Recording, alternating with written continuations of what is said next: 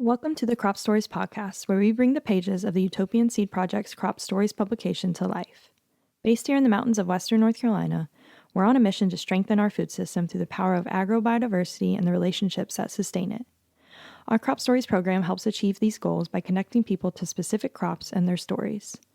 If you believe in a more resilient, storyful future, consider supporting us as a monthly donor. You'll find the details in the show notes. And again, welcome to the Crop Stories podcast. I'm LuAnna, and I'm so glad you're here.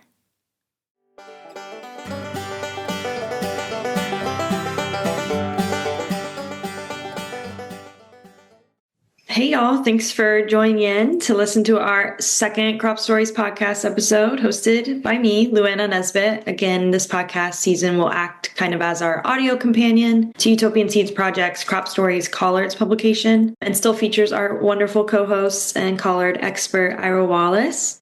How are you doing, Miss Ira? How are the gardens looking for y'all at Acorn now that it's May and spring is in flux?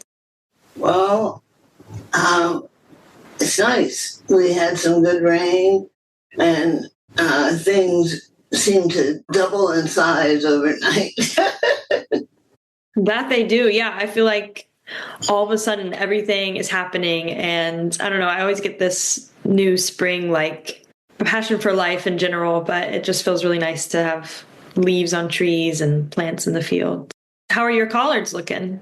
They're small because we were quite busy earlier, and the spring collards aren't really anything except for eating. A lot of insect pressure, so we try to have July not have any brassicas above ground, and so we'll just have a small crop of spring eating collards, and we just finished our winter over ones, so we shall see.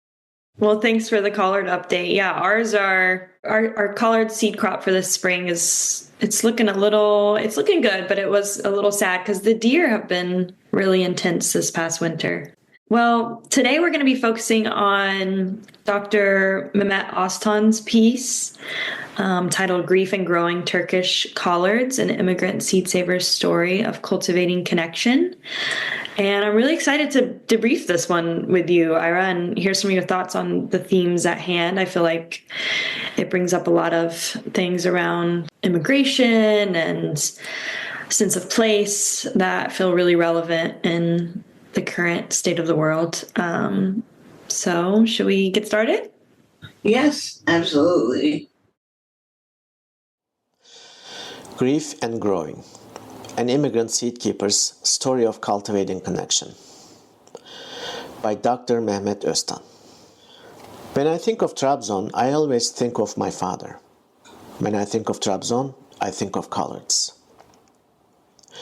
My father was born in this Turkish town on the coast of the Black Sea. In 1972, as a forestry professor, he returned to his home region where Karalahana, the Turkish term for collard greens, have been celebrated for thousands of years. The word lahana in Turkish comes from the Greek word lachano and means vegetable. Kara is dark. Karalahana leaves and stems are used in a variety of ways, from pickling or stuffing to soup in Trabzon. In 1986, my family moved to the Turkish capital, Ankara, from Trabzon. I was only 6 years old when we left, yet some of my most vivid childhood memories involve the food I had there, particularly fresh anchovies and huge round Trabzon bread with butter from cows that graze the region's highlands. However, despite Karalahana's significance in the regional kitchen, my mother wouldn't cook Trabzon's two staple meals, collard soup and stuffed collards. Perhaps because she isn't from the region, and she found the dishes enhanced with lamb fat to be too heavy for her palate. My father didn't ask her to fix his regional delicacies, but showed his dedication to his birthplace in other ways. My father dedicated almost 30 years of his professional life to Trabzon, the Black Sea region, and their people as an educator. He taught his students how to connect respectfully with nature and preserve the breathtaking forests of the region. He died in his sleep from a heart attack in 2003, working on a landscape project and far away from us. I'm still very angry and frustrated for not having a final conversation with him before he left this world. When I became a seed keeper after I came to the United States as a graduate student in 2006, I realized how my father's relations with trees, flowers, and people influenced how I steward the seeds of my homeland. I was living in Tampa, Florida at the time, and I still don't, have access to Trabzon's traditional bread or to fresh anchovies. But soon after my arrival, I found out that colors are culturally important for black people in the US South. When my parents-in-law from Monroe, Louisiana, threw a party for me and my partner in 2011 to celebrate our marriage, I was amazed to find out that the plant thrives in the region just as it does in the different climate of the Black Sea region of Turkey. Not only that, cornbread and colors were paired in the South, the same way they are in Trabzon. I began thinking about how seeds and food can connect people and places of different cultures thousands of miles from each other. That motivated me to grow the seed. When I visited Turkey last November with my mother and brother, I went to the Ankara restaurant Zigana, which specializes in the Black Sea region's traditional food. I specifically ordered collard soup and stuffed collards. I marveled again at the fascinating similarities between food traditions of the Black Sea region and the US South. Some ingredients native to the Western Hemisphere are used in dishes in both locations. The soup has barbunya bean, like the pinto, korkota, hominy corn, sweet red pepper, bulb onions, tomato paste, and chopped collard greens. Individual collard leaves are filled with ground veal or beef, a combination of hominy corn and bulgur or rice, cooked in bone broth and butter and served with yogurt on top. Beans, corn, peppers, and tomatoes were only introduced to Turkey a few hundred years ago through settler colonialism and trade, but the regional cuisine of the Black Sea region, like in other places with old food traditions, quickly adapted to these new ingredients. I wasn't very familiar with either Karalahana dish I had at Zigana, which seems contrary to how strongly I feel this plant connects me to my father. Living in the United States, very far from my homeland, hasn't been easy.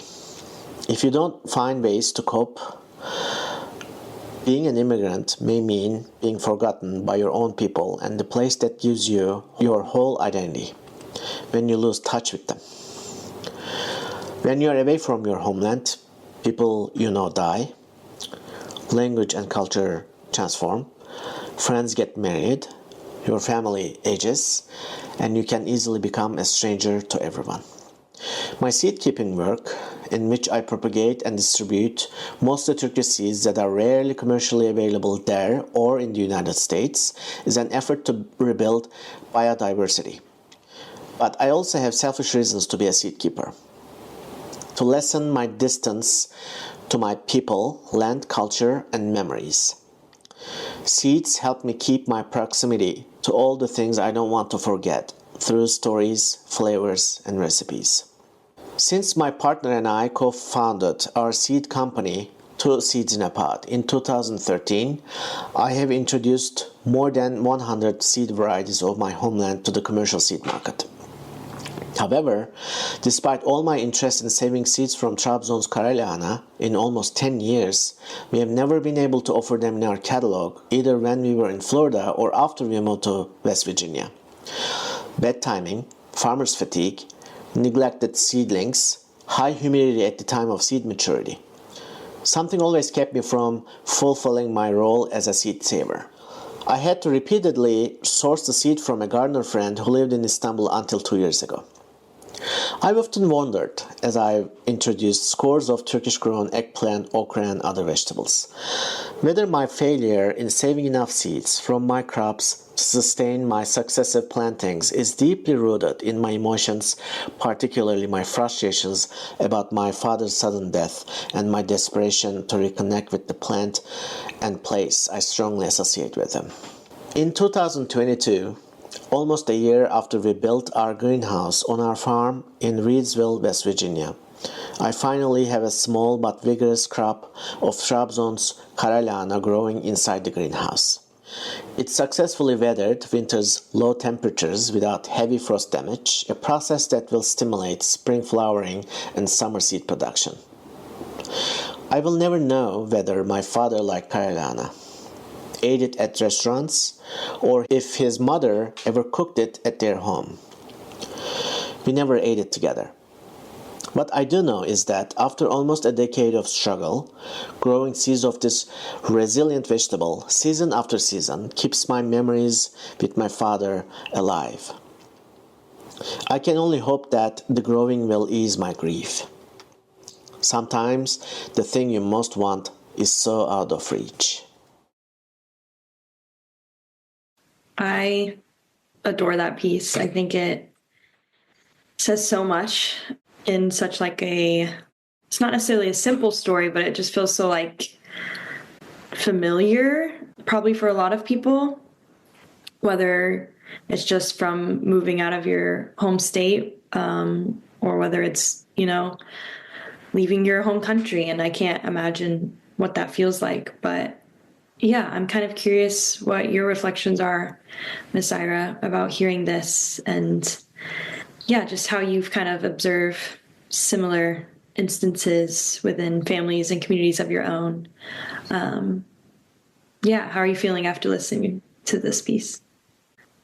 It made me think back to my grandmother, and sharing the garden with her. And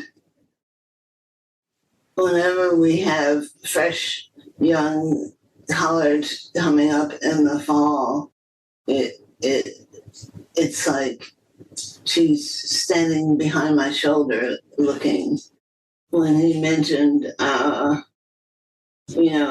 the stuffed collards, when I was young and my dad was stationed in the military in Fayetteville, North Carolina, near Robeson County, where the Lumbee tribes are. And we would go to this collard sandwich event every year. And whenever I have something like that, it just takes me back to that time where something so simple and fresh, everybody was anticipating and enjoying together. Yeah, I love how food, I think that's why everyone, has their own connection to food. But I think why a lot of people have such strong connections to food is because it does take you back to your tradition, your family, your whatever it is, just sweet memories for a lot of us. I had the opportunity to get to try the collard sandwich, and it was just interesting. Like, it was phenomenal, delicious, loved it. But it's crazy to get to experience a food that you grew up eating in such a different way. And in Mehmet's piece, I feel like he's calling to that, like, moving here and like getting to experience collard, but still, I feel like you always have that, I don't know, the connection to the way you ate it growing up, despite maybe other ways being more, whatever, glamorous or correct. Whatever you ate it growing up feels the most connected to you. Well, thanks for sharing that. Another question I had for you was around just this idea of like cultural heritage and connection to place. Mehmet sees his seed saving work as a way to kind of lessen his distance from his homeland. I think a lot of us feel that when we don't live in our original homes. So this feels, I don't know, in our current world, extremely relevant. And this idea of seed work giving people a place, a home, when maybe they aren't in that space. And I'm just curious how you see that cultivation and, sharing of specific plants and foods kind of act as this bridge to our cultural heritage and identities, especially for those who are immigrants or refugees? Like how do you see this cultivation being a bridge for people? And maybe you could share about your own experiences with it. I don't know, but yeah, just something I'm thinking about. Well, I came into the seed saving movement through the Seed Savers Exchange in the 80s and 90s, and a lot of the people who were donating seeds to the collection were immigrants from Europe and their children. But as we came into the late 90s and moving into the 2000s,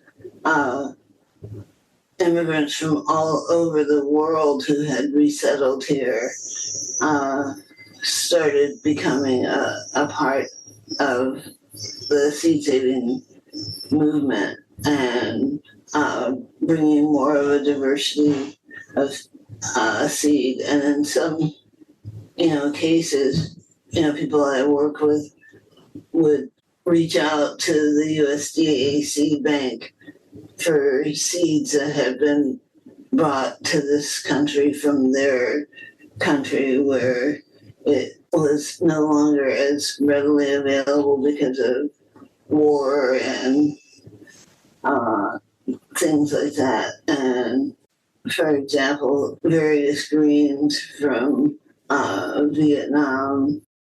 Yeah, I later got back into meeting people who were doing work about how the Southern cuisine evolved, and that goes way back to the slave trade and how the details of that history were interrupted by slavery. But the foods, in the Low Country, in the Sea Islands, take Southern peas, and sort of reinterpret how collards got pulled into that, because these enslaved people were used to dark leafy greens. I like the part where Mehmet talks, about the history of the words, and this is literally dark greens, and maybe that's why they became so important for the diets of African American people, both during the times of slavery and as they became free and moved about the country. And you can just see that migration of the collards and the dishes from them following the migrations of people. And one other question or thought I had was, like, in the essay, that touches on this introduction of New World crops like beans and corn and peppers and tomatoes to Turkish cuisine. And I'm just curious, like, how this integration of new ingredients impacts, but also transforms longstanding, like, culinary traditions and dishes that people carry forward. And are there similar examples that you could share regarding collard greens in the American South or other crops? But yeah, just curious about this thought of taking a long-standing dish that's very important to a tradition and kind of integrating it with new ingredients and things like that. Well, beans and southern peas and peanuts kind of are like this in the part of the South where I grew up. My grandmother grew up in northern Florida, up near Tallahassee, in a little town called Perry, and my great-grandmother had grown up in the southern parts of Georgia, and they mostly grew southern peas, and as people now are reclaiming and calling them African peas that had come there. But they also met with, I live near Ybor City, which is the Spanish influenced part of Florida, as opposed to Spanish people coming from Mexico. And all kinds of black beans were the, beans of my childhood. And we would always have some kind of soup that used leftover beans. And when collards were in season, they would be one of the greens in them. But we also had fresh corn and hominy, and yeah, that was kind of special. I kind of get out of the habit of making hominy, but I've been thinking about for this BIPOC gathering that we're having here to get together with my friend Amy Rose, and she has her Native American way of making hominies, and we could have a hominy bar. That sounds amazing. And now I'm just hooked on this hominy idea. And could you tell me, your traditional method of making it? Like, what is your recipe that you learned growing up in Florida? Like, what is it? I want to know. Well, we did them with, my grandmother would make ashes and soak the corn in that, and it worked pretty good. And it gave a special taste to it too, I think. Why I don't do it so much is, you have to get wood and dry it out and save it, make the ashes. And she liked to use a little seed and kind of have them be the same size and get the big pieces out. And, she passed away when I went to high school, so I sort of, when I was at college, had to reinvent how I could do it, because I never really got the measurements and stuff, because she eyeballed it. Was there specific wood or type of tree that was used for the ash, or was it kind of just whatever you had on hand? I think it was what we had on hand, and I haven't actually, researched that I wasn't so committed to doing it from wood. But since I met Amy Rose, and she likes to make it her traditional way, and she uses woods. Fast-growing trees are often used, but maybe I will have to go to one of her classes and actually take the notes. Well, that's very cool. I love hearing, I don't know, it's so funny how we got on this trail of hominy, like these stories just bring up so much for people. So I'm excited to see what other people think about when listening to this. And I think that's a big reason we're doing this, is hearing the voice and hearing someone share their story in that way is just so much different than reading it. And this story, I don't know, there's a lot of like emotive things happening in it. You're sharing about your grandmother, and like he kind of mentions the various use of the Karalahana seeds kind of tied to this emotional state for him. And I'm curious about how can the act of, working with plants, saving seeds, kind of be a form of therapy or emotional processing. What are your reflections on that? And then what are some ways that you've seen people find solace and connection through gardening or seed saving after experiencing such loss, such as like leaving your homeland or being forced to leave your homeland, or death, or whatever it may be? Well, I see gardening as being therapeutic in all sorts of ways, because we get a lot of requests for donation seeds. And what's so interesting about it is, there are veterans groups where people are using farming and gardening as a way to work out trauma from, war-torn places. But you have people who have disabilities who are using working in the garden as a way to circumvent those and go and be something beyond defined by that limiting condition.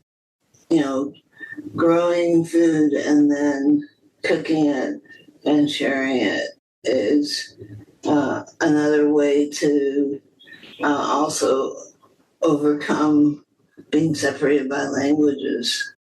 We have visited like Habitat for Humanity and the people there, and in addition to being sort of this project that's building homes, it comes out of a community that was welcoming to refugees of different waves of them since the 50s.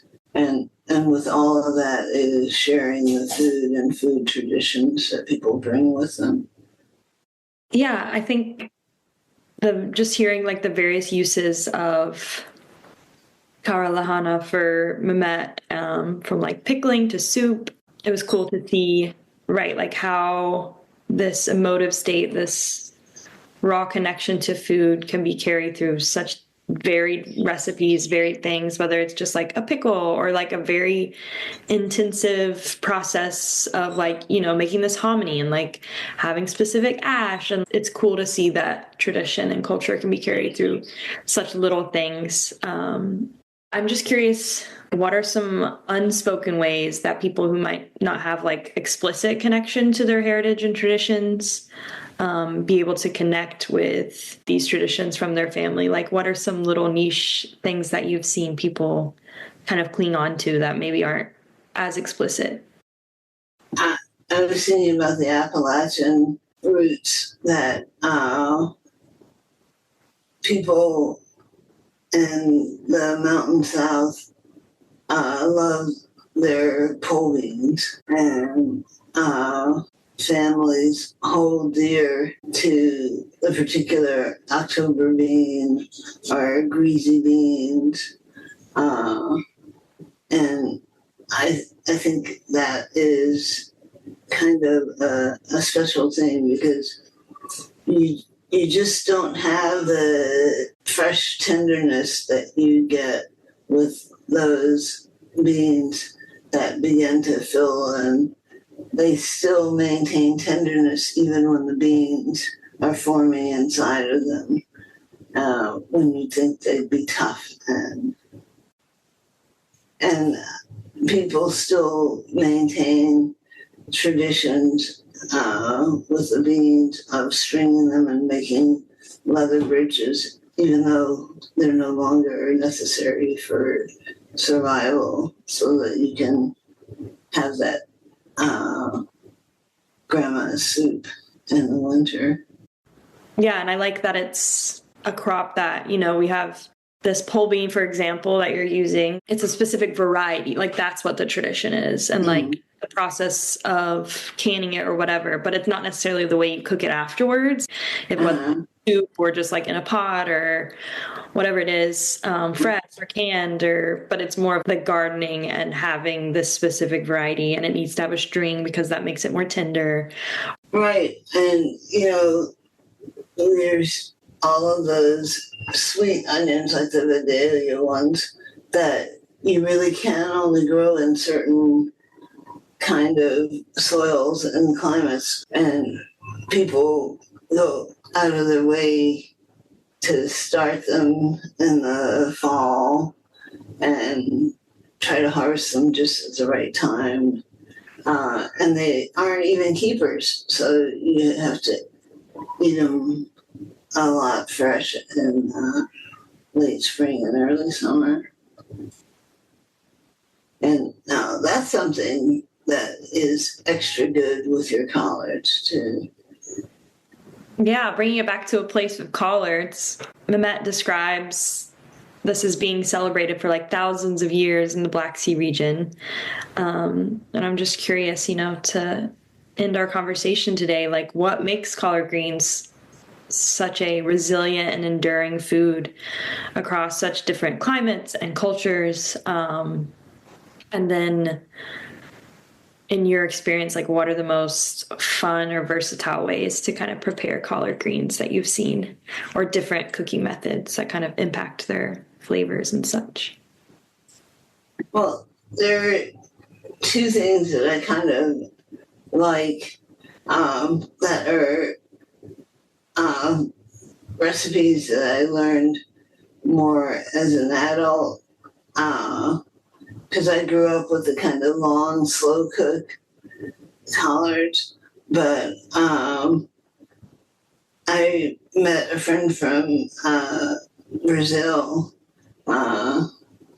in my young adulthood, and they introduced me to their style of Brazilian beans with garlic. You take cloves and peel them and make them really fine, and then you're with your collard. Why they kind of remind me of growing up is I grew up in the cigar making part of Florida, and this idea of stacking the collards and rolling them tight like you would a cigar and cutting them very thin so that they can cook in 10 minutes or so in a frying pan, and with that garlic that you just put until it's just turning golden, and sprinkle a little salt on it, and you're really good. And you can use olive oil or some kind of animal fat if you have. Because when I grew up, my grandmother would save all of the fat and use it to season greens and stuff like that. And then the other thing that I had and didn't have so much growing up is soups and stews that have peanuts or peanut butter as a part of it. One of those soups with a bunch of finely chopped collards makes an excellent lunch leftover soup. Yeah, I likewise grew up with the slow cooked collards. And one thing I've been doing is my friend showed me how she made hers with coconut milk, and it's so good, just coconut collards, and they're so easy, like saute some onions, add your collards, put it in with a little bit of soy sauce and vinegar, and then add your coconut milk, and it's just so good. But I still love my slow cooked collards too. When I was in Jamaica, they use coconut milk for a lot of things, and it's not exactly what I had thought of as what that underlying special flavor in Jamaican food was. and it's different times. Fresh, coconut water from the coconuts when they've been fresh cut, and then thicker stuff that you put away for using later. Well, Miss Ira, to wrap up, you could share a little bit about what makes collard greens so resilient and enduring, but it sounds like we've kind of touched on a lot of those themes. But if there's anything else you want to share about, Mehmet's journey of collards back in his homeland and here, and about what makes collards so resilient across these different cultures. Well, the collard's tendency to be able to be grown in 10 months is, it can be grown in 12 months. It's just a little challenging in the southeast in the dog days of summer. But I think that possibility of starting them most of the months of the year and being able to, in a very short time, have greens that you can eat, and then having them be able to be wintered over in our climate so that it could give fresh greens all winter is one of the things that has made it a special things in the southeastern cuisine. And it grows in not very good soil too. So I find that endearing. Yeah, collards, they're survivors, and I feel like they're always accompanied with such strong people too. They mirror each other in that way. Well, I've had a lot of fun with you today, Miss Ira. This has been a really interesting and cool conversation we've had. I feel like I have a lot to think about regarding my own ancestry and immigration and connection to food, and I'm sure others will too. So thanks so much for sharing your important insights and your own connection to collards in that way. Well, thanks for having me. I am enjoying going back and reflecting on the collard journals and the many lenses through which people grow and eat and share collards. Yeah, I'm excited to keep doing this with you. So join us next episode, y'all. Miss Ira and I will be diving into another excerpt from the Collards magazine and getting in deeper with another.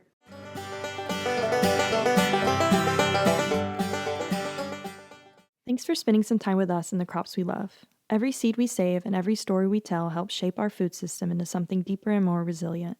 If today's episode sparked a bit of curiosity, please share it with a friend or fellow gardener. And if you're able, head to our show notes to become a monthly supporter via our Crop Stories donation link.